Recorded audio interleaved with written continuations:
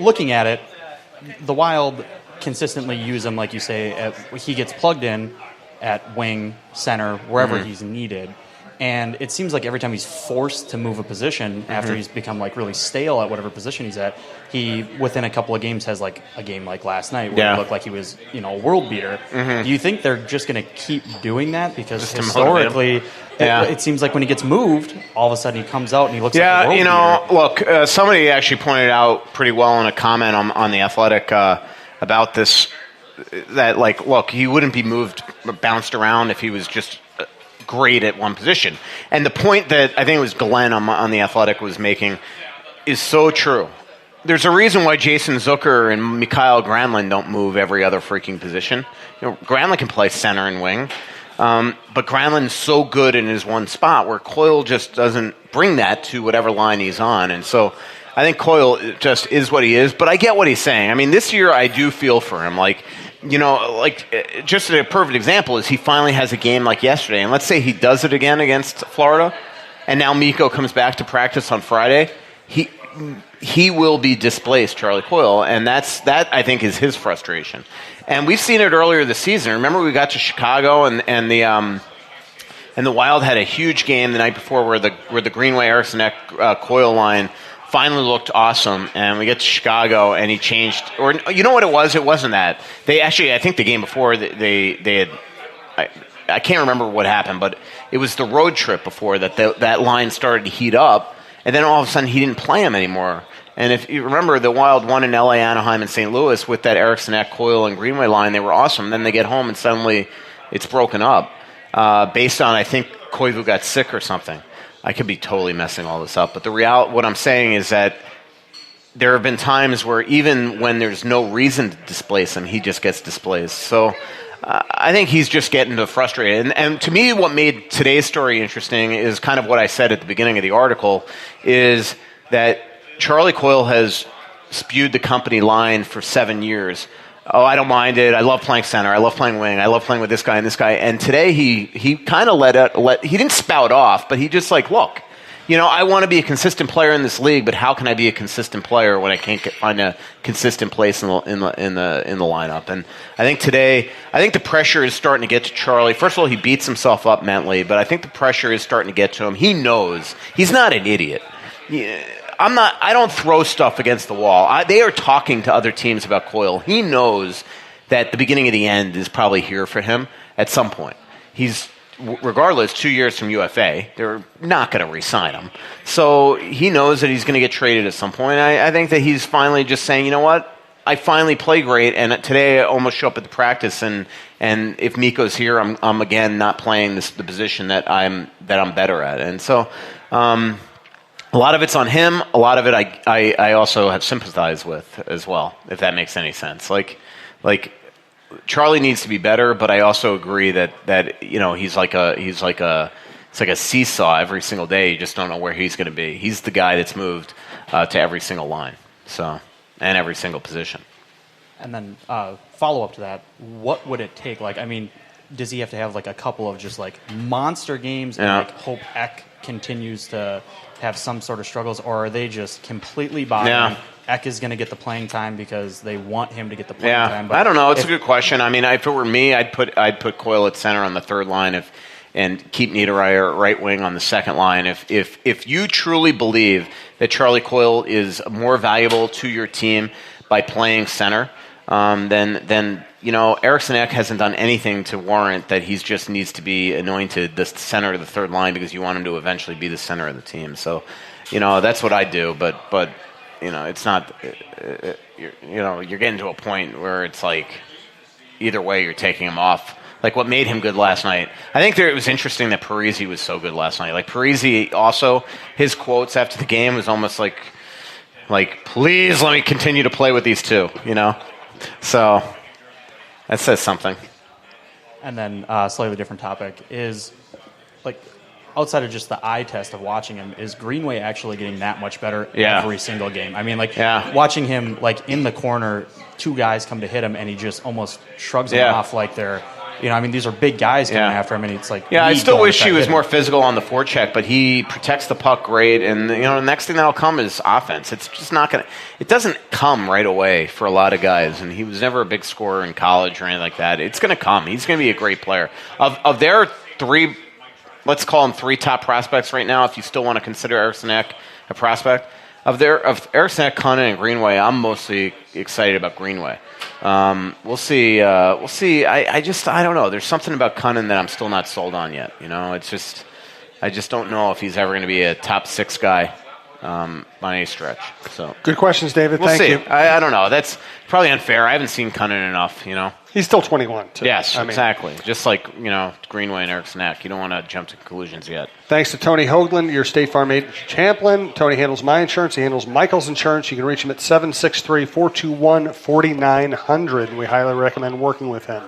Hey, Minnesota sports fans. This is your local State Farm agent, Tony Hoaglund. I need you all to ask yourselves this question. If you're in an at-fault car accident and you are sued for $700,000, how much of that $700,000 will my current insurance company pay? If you are unsure or can't answer all $700,000, you need to give us a call. State Farm has been number 1 in car insurance since World War II and number 1 in homeowners insurance since 1964. For a no-obligation review of your current policies, call us at 763-421-4900 or check out our website at www.champlaininsurance.com. Bert. I'm going to kind of follow up on that. I wanted to ask you was when Mikko comes back and starts playing again, where does the shakeup happen in the lineup? I think Cunnin just goes to the minors. You think Cunnin goes back, not Eriksson Ek? Well, that could be something. I mean, if you're going to put Coyle at center, if you feel like that's the way, then maybe you need to do that. So, it could happen. I will say, I think that Eriksson Ek has been much, much better the last 2-3 weeks. I mean, look, we're all going to be underwhelmed with him offensively, but he and Greenway play well together.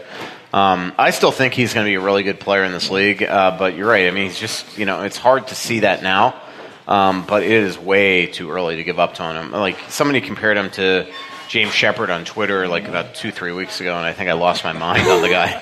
I don't know if you remember James Shepard, but he's not James Shepard.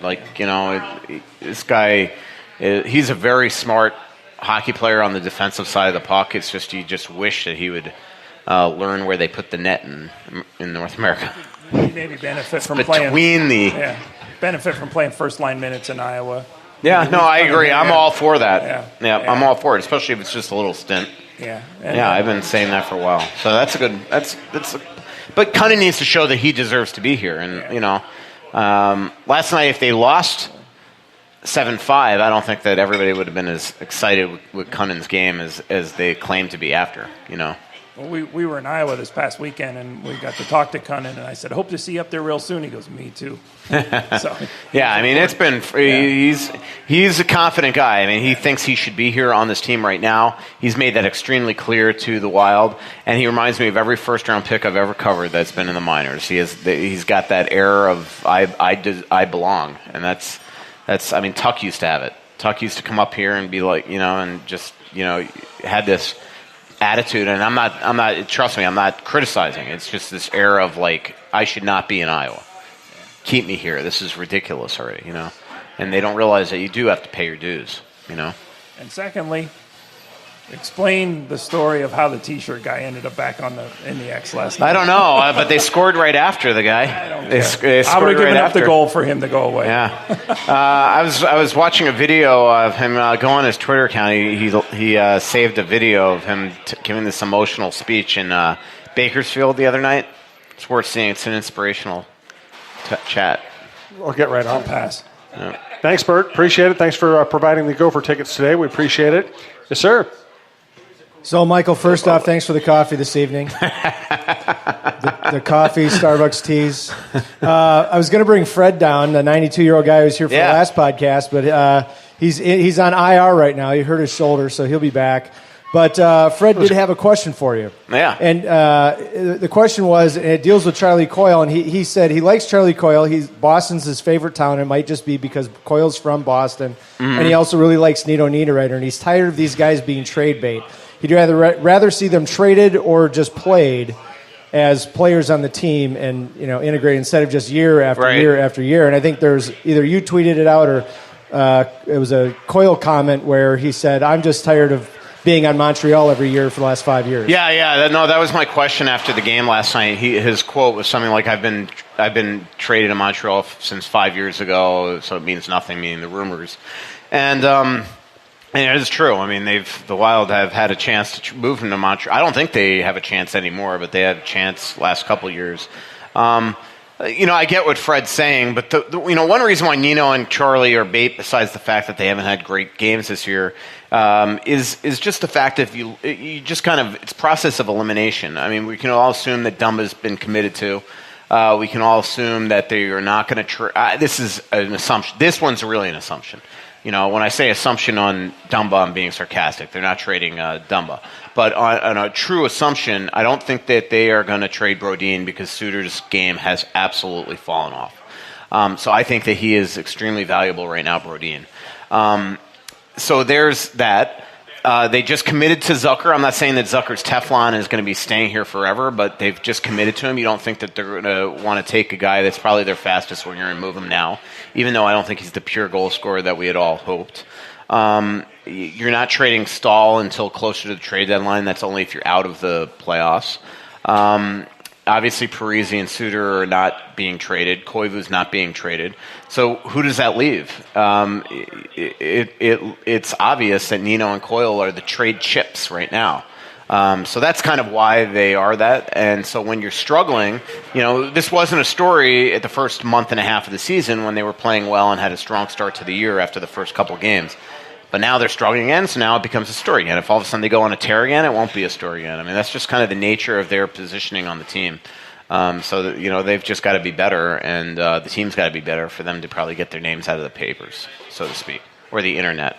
So with consistency, I haven't been to many live games this year, but the two I was at was last night in Buffalo. Yeah, and it was like a tale of two games. Right. And the Wild are scoring beautiful backhand, no-look goals last night, and the goal that won the game for Buffalo was a Pominville no-look backhander. Right. What's the real Wild?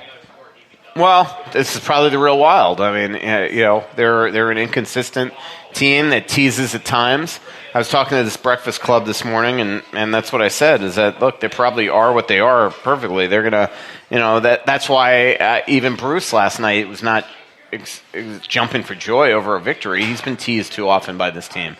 And Bruce is cranky right now, man. I mean, he is just nauseated that they have just destroyed what they started and put themselves in a position where it is clear now they're going to have to scratch and claw for a playoff spot the rest of the year. I mean, the dynamic has changed in the standings as well with teams like Edmonton on fire. I talked to Hitchcock today, and that team is 8-2-1 since he's taken over now, I think. And Vegas playing much better now. So now all of a sudden these teams that were in the bottom behind you in the standings are playing great. And now all of a sudden you're competing with a bunch of teams for a wild card spot. So he's ticked off, and I think that he's frustrated that they're back to being a team that doesn't look like it's taken a real step. So it's so different. I mean, you think about the way that we were all talking about 3-4 weeks ago, which is, by the way, the story of this podcast. This podcast goes to, it's like Charlie Coyle. It's either like, you know what I mean? Like Charlie Coyle buys a lot of watches? Yeah, you know what I mean? Like it's like every week that we talk either glowingly about this team or just rip them to death. And you think about 3 weeks ago, like, oh my God, Paul Fenton should be GM of the year. That Eric Fair signing, that Greg Pattern signing, he's a genius. You remember Jim Souhan's column in the Star Tribune? Jeez. You remember that column? I was nice. Yeah. And that never Paul works Fenton out. Did all the great things. It never works out. So, one last comment as an insurance professional, based on your lack of knowledge of where Maynard's versus Menards is and ladders and squeegees, do Tony a huge favor and do a high deductible on your homeowner's policy. I get this message from State Farm yesterday from Tony's assistant, Michaela. She's like, "You need to pay your liability umbrella." I'm like, what's a liability umbrella? So I called up Tony, and he tried to explain it to me. I'm just like, just debit it. What's interesting is he's never asked me to pay a liability debit. I think he listens to the podcast and thinks this guy's going to walk into a bus. Yeah. He's going to be drinking a coffee, looking at his phone, and he's going to walk right in front of light rail. Oh, man. One shout out to a sponsor of another program. Our friend John Krasinski does our basketball show, our men's basketball show on the network, and that show is sponsored by Suter.